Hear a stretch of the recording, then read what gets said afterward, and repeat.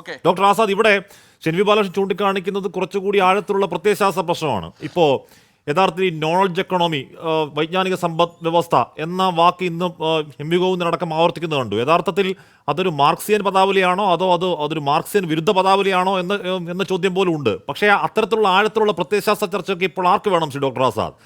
ഈ പ്രത്യയശാസ്ത്ര കടുംപിടുത്തം വേണ്ട എന്ന് CPM തീരുമാനിച്ചിട്ട് നാള് കുറയായി. എറണാകുളം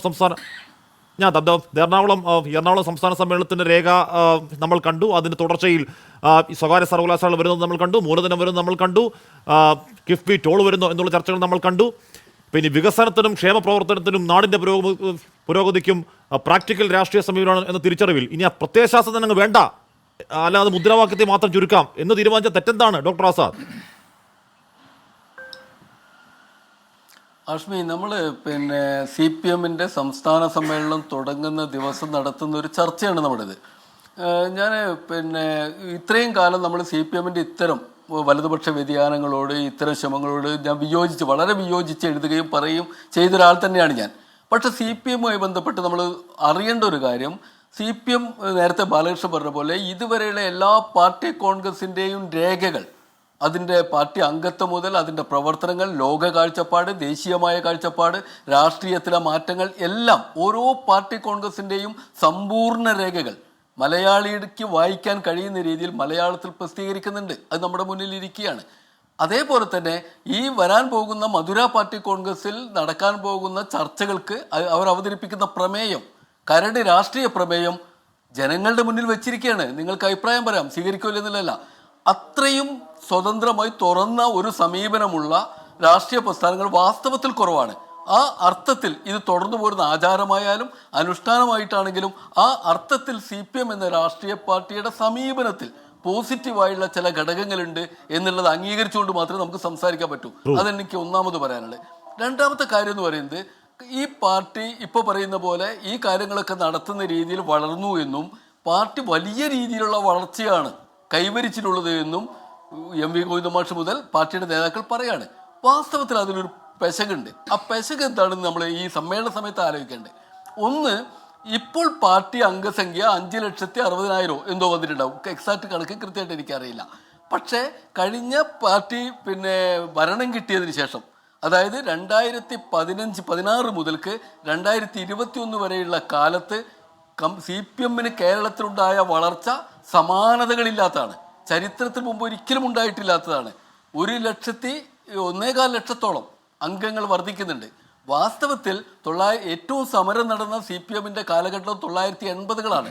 മറ്റേത് ദശകത്തെക്കാളും പാർട്ടി മെമ്പർഷിപ്പിൽ വളർച്ചയുണ്ടായത് 1981 മുതൽ 91 വരെയുള്ള ആ ഒരു 10 വർഷമാണ്. ആ 10 വർഷം 1,4 ലക്ഷത്തിൻ്റെ വർധനവാണ്. അത് വർധനവുണ്ട് എന്ന് പറയുമ്പോൾ അന്നത്തെ പോപ്പുലേഷൻ, അന്നത്തെ ജനസംഖ്യ കൂടി നമ്മൾ ഓർക്കേണ്ടതുണ്ട്. ഇന്നത്തെ പോലെ 3.25 മുകളിലുള്ള കോടി ജനങ്ങളില്ല. അത് വെറും 2.25 കോടി ജനമുള്ള കാലത്താണ് 1,4 ലക്ഷത്തിൻ്റെ വർധനവ് പാർട്ടി അംഗസംഖ്യയിൽ 80-കളിൽ ഉണ്ടാവുന്നത്. ആ സമാനമായ വർധനവ് പിന്നീട് ഒരിക്കലും ഉണ്ടായില്ല. അതിൻ്റെ അടുത്ത പതിറ്റാണ്ട് വരുമ്പോൾ 90-കളിൽ പാർട്ടിക്കകത്ത് വിഭാഗീയത ഉണ്ടായ കൊടികുത്തിവാണ് ഈ കൊല്ലം സമ്മേളനത്തിൻ്റെയും പാലക്കാട് സമ്മേളനത്തിൻ്റെയും ഒക്കെ കാലം, കോഴിക്കോട് മുതലുള്ള സമ്മേളനം. ആ കാലയളവിൽ 75,000 അംഗസംഖ്യ വർദ്ധിക്കുന്നുള്ളൂ. അത് കഴിഞ്ഞ് 98-ന് ശേഷമുള്ള 2001 ആ ഒരു 10 വർഷത്തിൽ പിന്നെ വരുന്നത് അതിലും കുറഞ്ഞു, 69,000 കുറയുന്നു. അത് കഴിഞ്ഞിട്ട് 2011 മുതൽ 2015 വരെയുള്ള കാലം അതേപോലെ കുറയാണ്. എന്നാൽ 2016 അധികാരം കിട്ടിയതിന് ശേഷം 1,4 ലക്ഷത്തിലധികം പാർട്ടി അംഗങ്ങൾ അടുത്ത 5 വർഷത്തിനുള്ളിൽ 10 വർഷമല്ല 5 വർഷത്തിനുള്ളിൽ CPMന് ഉണ്ടായി എന്നുള്ളത് വളരെ ഗൗരവതരമായ വിഷയമാണ്. അത് പാർട്ടി വളരുകയല്ലേ ആണോ നമ്മൾ പരിശോധിക്കണം. കാരണം ഇതേപോലൊരു അവസ്ഥ ബംഗാളിൽ 1977 ഉണ്ടായിരുന്നു. അധികാരം കിട്ടിയ ശേഷം CPMന് വലിയ ഇരട്ടിയോളം അംഗസംഖ്യയുണ്ടായി. അപ്പോൾ 10ാം പാർട്ടി കോൺഗ്രസിൽ വെച്ച് ജലന്ധറിൽ നടന്ന 10ാം പാർട്ടി കോൺഗ്രസിൻ്റെ രേഖ കയ്യിലുണ്ടെങ്കിൽ ഒന്ന് വായിച്ചാൽ കാണാൻ പറ്റും.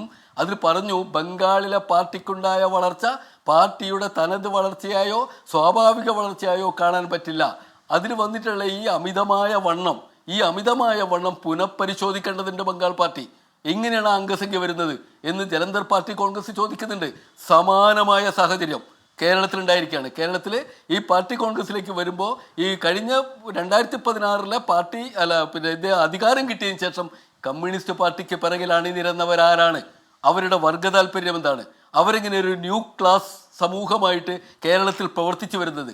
അവർ സാമൂഹ്യ മാധ്യമങ്ങളിലും പൊതുമാധ്യമങ്ങളിലും ഒക്കെ പറഞ്ഞുകൊണ്ടിരിക്കുന്നതും പ്രവർത്തിച്ചു കൊണ്ടിരിക്കുന്നതും കമ്മ്യൂണിസ്റ്റ് പാർട്ടിയുടെ വർഗരാഷ്ട്രീയമാണോ, അവരുടെ താല്പര്യങ്ങളാണോ തുടങ്ങിയുള്ള വിഷയങ്ങൾ ഈ സമ്മേളനം കൈകാര്യം ചെയ്യേണ്ടി വരും.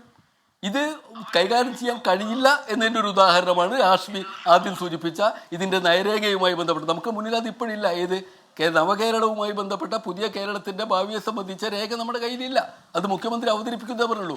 അത് കിട്ടിയാലേ അറിയൂ. പക്ഷേ കഴിഞ്ഞ കാലം ഒരു പതിറ്റാണ്ട് കഴിഞ്ഞ ഭരണം 2 ഘട്ടങ്ങളിലെ ഭരണത്തിലായിട്ട് തുടരുന്ന സമീപനം അടിത്തട്ട് സമൂഹങ്ങൾക്ക് ഊന്നൽ കൊടുക്കുന്ന, മുൻഗണന കൊടുക്കുന്ന ഒന്നല്ല എന്ന് വ്യക്തമാണ്. ഇപ്പോൾ കേന്ദ്രത്തിൽ നിന്ന് ഫണ്ട് കിട്ടുന്നില്ലെങ്കിൽ അത് ചോർത്തപ്പെടുന്നത്, കിട്ടാതെയാവുന്നത് ക്ഷേമ പെൻഷനുകളോ അടിത്തട്ട് സമൂഹങ്ങളുടെ വേതനങ്ങളോ ഒക്കെയാണ്. അല്ലാതെ ധനിക സമൂഹങ്ങൾക്ക് അവരുടെ താല്പര്യങ്ങൾ തുടർന്നു പോകുന്നതിന് ബുദ്ധിമുട്ട് വരുന്നില്ല. അതിനർത്ഥം ഊന്നലുകൾ മാറിക്കഴിഞ്ഞിട്ടുണ്ട്.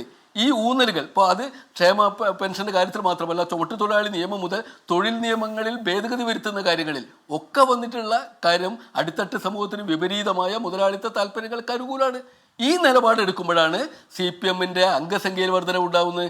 മൊത്തം സമൂഹത്തിൽ അവർക്ക് വലിയ പണം ഉപയോഗിച്ച് കൊടികൾ കെട്ടാൻ കഴിയും, കൊടിതോരണങ്ങൾ വെക്കാൻ കഴിയും, കേരളം മുഴുവൻ ചുവപ്പിച്ചു എന്ന് വിചാരിക്കാൻ പറ്റും. പക്ഷെ ഒരു കാര്യം കൂടി നമ്മൾ ഓർക്കണം. കേരളത്തിലെ തെരഞ്ഞെടുപ്പിൽ 957 മുതൽക്കുള്ള തെരഞ്ഞെടുപ്പ് നിങ്ങൾ എടുത്തു നോക്കുകയാണെങ്കിൽ 57 മുതൽ 87 വരെയുള്ള കാലത്ത് കേരളത്തിൽ 2 പ്രധാന ശക്തികളേ ഉള്ളൂ. ഒന്ന് ഇടതുപക്ഷം, മറ്റൊന്ന് വലതുപക്ഷം.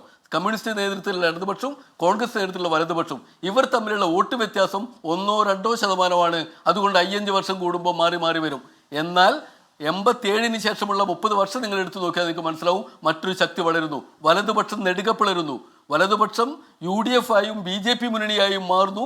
അവരോട് ഏറ്റുമുട്ടുന്നതിൽ പലപ്പോഴും LDF-ന് ശക്തി പോരാതെ വരുന്നു. അതായത് ഇടതുപക്ഷം വലതുപക്ഷവും ഏറ്റുമുട്ടിയ ആദ്യത്തെ 30 വർഷം പ്രധാന ശക്തിയായി തല ഉയർത്തിയുന്ന ഇടതുപക്ഷം, CPM നേതൃത്വത്തിലുള്ള ഇടതുപക്ഷം, പിന്നീട് വന്ന ഈ സമീപ ഭൂതകാലത്ത് 2 വലതുപക്ഷ ശക്തികളോട് ഏറ്റുമുട്ടിയിട്ടും ജയിക്കാൻ ബുദ്ധിമുട്ട്. അപ്പോൾ ലോക്സഭയിലേക്കുള്ള തെരഞ്ഞെടുപ്പിലൊക്കെ നമ്മളത് കാണുകയാണ്. വലിയ ശക്തിയായിട്ട് വലതുപക്ഷം